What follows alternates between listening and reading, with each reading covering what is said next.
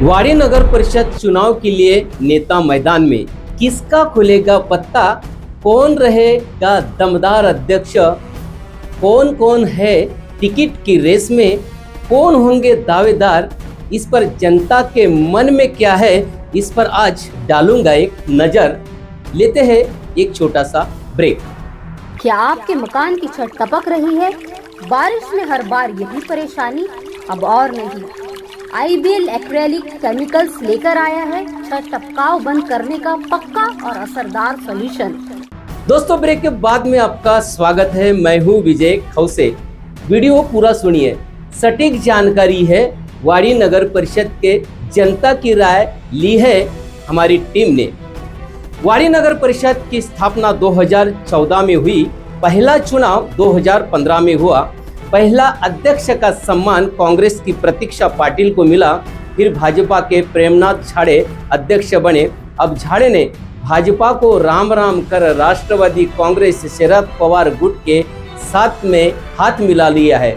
5 साल में तो विकास देखा जाए तो कुछ मात्रा में हुआ, लेकिन जो शहर को चाहिए था वो नहीं हो पाए। जैसे कि शहर में डंपिंग यार्ड, साप्ताहिक बाजार, अपना खुद का बड़ा मॉल मार्केट, खुद का अस्पताल या खुद की अच्छी एक स्कूल नहीं बनाए पाए। यहाँ पर वाड़ी के नेता नाकाम रहे। वाड़ी नगर परिषद बदर्जा की परिषद है। यहाँ पर ज्यादातर गोडाउन है, उसे गोडाउन नगरी से भी जाना जाता है। आय बहुत है लेकिन जगह का अभाव है। इसके पहले ग्राम पंचायत थी, उस वक्त किसी ने अपने शहर के भविष्य के बारे में कभी सोचा ही नहीं। जब वाड़ी ग्राम पंचायत थी तब के सरपंच पर डालते हैं एक नजर। वाड़ी नगर परिषद ब दर्जा की परिषद है। यहाँ पर ज्यादातर गोडाउन है, उसे गोडाउन नगरी से भी जाना जाता है। आय बहुत है लेकिन जगह का अभाव है। इससे पहले ग्राम पंचायत थी, उस वक्त किसी नेताओं ने अपने शहर के भविष्य के बारे में कभी सोचा ही नहीं कि हमारा शहर कैसा होना चाहिए। जब वाड़ी ग्राम पंचायत थी तब के सरपंच पर डालते हैं एक नजर। 1995 से 2000 तक भीमराव लोखंडे सरपंच रहे। 2000 से 2012 तक सरपंच नरेश चरडे रहे। 2012 से अशोक माने, बेबीताई ढबाले रहे। फिर 2014 में वाड़ी नगर परिषद बनी। 15 को चुनाव हुआ। पहले अध्यक्ष का सम्मान प्रतीक्षा पाटिल को मिला, फिर 2.5 साल के लिए प्रेमनाथ झाड़े अध्यक्ष बने। 2020 में चुनाव होना था, लेकिन 5 साल तक प्रशासन रहा। प्रशासन काल में वाड़ी नगर परिषद की भव्य बिल्डिंग बनी, जलापूर्ति और अंडरग्राउंड सीवरेज का काम हुआ। बड़ी अच्छी बात हुई क्योंकि वाड़ी का विकास कुछ और आगे बढ़ा। वाड़ी नागपुर का जुड़वा शहर है। इस शहर पर सभी राजनीतिक पार्टियों की नजर है। यह सीट विधायक समीर मेघे को अपने कब्जे में लाने के लिए एड़ी चोटी का जोर लगाना पड़ेगा। वही महाविकास आघाड़ी भी सत्ता समीकरण जुटा रही है। साथ ही तीसरी आघाड़ी बसपा, वंचित, भीमसेना, एएसपी, आरपीआई बनी तो दोनों का खेल बिगाड़ सकती है, क्योंकि यहाँ पर अंबेडकरवादी, जो अंबेडकर को मानने वाले वोटिंग्स जो है ज्यादा मात्रा में है। वाड़ी नगर परिषद चुनाव के लिए नेता मैदान में, किसका खुलेगा पत्ता, कौन रहेगा दमदार अध्यक्ष, अब होने वाले चुनाव में कौन बाजी मारेगा, इसके ओर डालते हैं एक नजर। वाड़ी नगर परिषद में 13 प्रभाग है, जिसमें 12 प्रभाग में 2 कैंडिडेट खड़े रहेंगे। वही एक प्रभाग जो बचा है उसमें 3 उम्मीदवार चुनकर देना है। अध्यक्ष जो है जनता चुनेगी।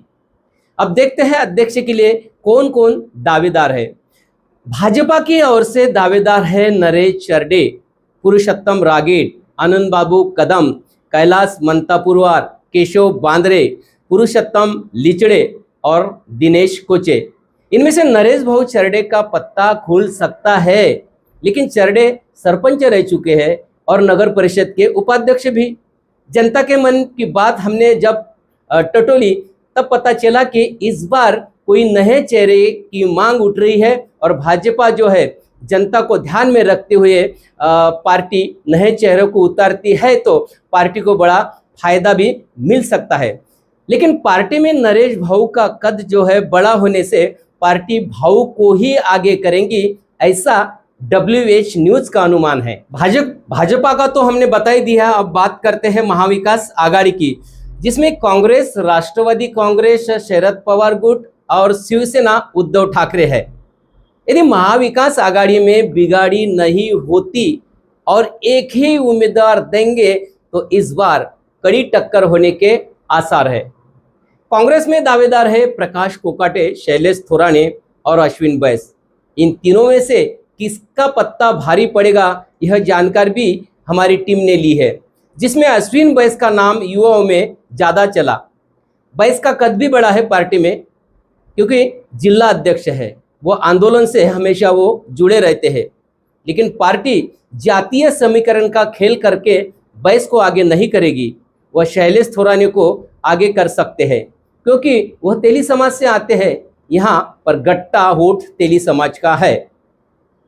अब बात करते हैं राष्ट्रवादी कांग्रेस पार्टी शरद पवार गुट की। यहाँ से पूर्व नगराध्यक्ष प्रेमनाथ झाड़े, पप्पू जायसवाल, श्याम मंडपे, चंद्रशेखर येवरे अपना दावा ठोक सकते हैं। इनमें से झाड़े का पत्ता खुल सकता है, क्योंकि उन्हें राजनीति का गहरा अनुभव है। अब बात करते हैं शिवसेना उद्धव ठाकरे के पार्टी की। यहाँ से हर्षल काकड़े, मधु मानके पाटिल दावेदार हो सकते हैं। हर्षल काकड़े का कद बड़ा है, वही मधु मानके पाटिल सच्चे शिवसैनिक है। मान लो महाविकास आघाड़ी नहीं हुई तो तीनों पार्टी के नेताओं में से अध्यक्ष की टिकट किसको मिल सकती है, वह तो मैंने बताया है। महाविकास आघाड़ी हुई तो इनमें से कौन कौन भाजपा को टक्कर दे सकते हैं, वो भी जानना जरूरी है। जरा वो भी देखते हैं। कांग्रेस के शैलेश थोराने, राकापा के शरद पवार गट के प्रेमनाथ झाड़े और शिवसेना के हर्षल काकड़े दावा ठोक सकते हैं और टक्कर भी दे सकते हैं। ऐसे में इन तीनों में से हर्षल काकड़े का नाम युवाओं में ज़्यादा चल रहा है। काकड़े कुंबी समाज से आते हैं और उनके साथ सभी समाज के युवा जुड़े हैं। साल भर सामाजिक कार्यक्रम करते रहते हैं। चुनाव के पहले ही उन्होंने अपना रुतबा दिखा दिया है। अपने जन्मदिन पर अंबेडकर नगर में बड़ा कार्यक्रम आयोजित किया है। खास बात तो यह है कि काकड़े को बड़े पार्टी के कार्यकर्ता अंदरूनी मतदान और मदद भी कर सकते हैं। भाजपा के साथ कड़ा मुकाबला कर जीत भी हासिल कर सकते हैं, ऐसा कहना कुछ कार्यकर्ताओं का है। अब रही बात बहुजन समाज पार्टी और बहुजन वंचित आघाड़ी की, भीमसेना आजाद समाज पार्टी रिपाई की। अंबेडकरवादी सभी पार्टियां एक होकर चुनाव लड़ेंगे तो यहाँ पर तिकोनी मुकाबला हो सकता है। तिकोनी मुकाबले में बाजी भी मार सकते हैं। हमारे टीम ने डीप यानी अंदरूनी जाकर लोगों से बात की तो उनका कहना यही है कि सभी अंबेडकर विचारधारा वाले पक्ष एक होकर लड़े।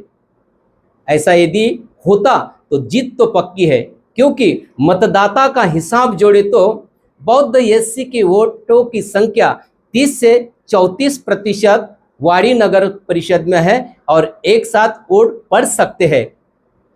यहाँ पर नगराध्यक्ष ओपन होने से कोई भी पक्ष एससी बौद्ध उम्मीदवार को टिकट नहीं देगा, ये पक्का है।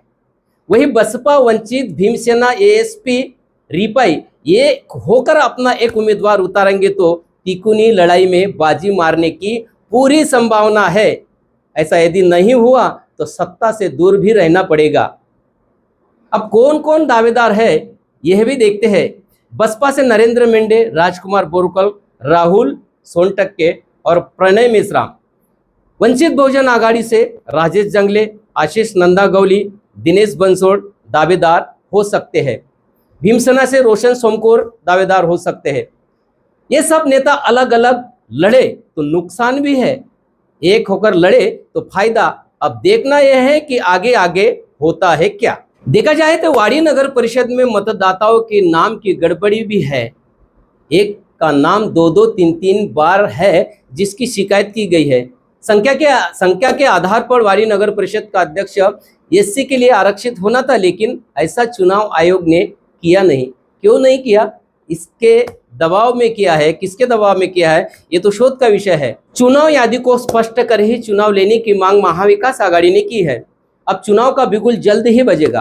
किसका भाग्य खुलता है यह भी दिखाई देगा। वो किसके हाथ में नगर परिषद की चाबी जाती, यह भी जल्दी आपके सामने आएगा। एक बात तो पक्की है, महाविकास आघाड़ी में बिगाड़ी हुई बसपा, वंचित, एएसपी, आरपीआई, भीमसेना अलग अलग चुनाव लड़े तो वाड़ी नगर परिषद पर भाजपा की सत्ता आने की संभावना है। इस विश्लेषण के बारे में आपकी क्या राय है, कमेंट बॉक्स में आप अवश्य लिखें। WH न्यूज़ को लाइक करें, शेयर करें, सब्सक्राइब करें और विज्ञापन देकर हमें आर्थिक सहयोग करें। धन्यवाद, नमस्कार।